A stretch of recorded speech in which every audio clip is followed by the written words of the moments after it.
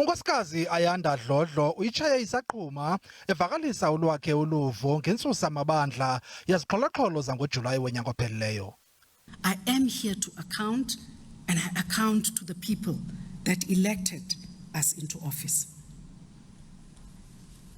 And I take my responsibility, my oath of office that I took when I was appointed first as a parliamentarian and secondly as a member of the executive, very, very seriously. Uziphephethile ke ingxelo zokuba isebe lesipolisa zange lifumane izilumkiso okanye ingxelo ezobuntlola ukulivundlisa ngezizixholo-xholo khona ukuze likwazi ukuzithintela zingekaqali.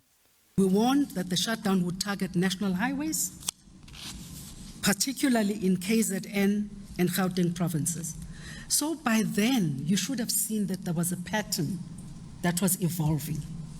Whether or not you got intelligence at some point was besides the point.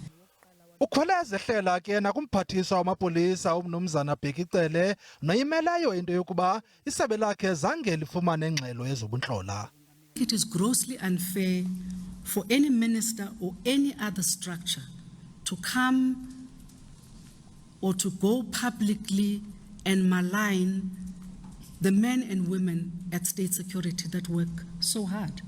Unkosikazi Dlodlo uthi uninzi lwamadidirhu evenkile atshiswa atyhuthulwa amapolisa ekho engayanga khambotyi kodwa akazange enze nto ngezo siganeko.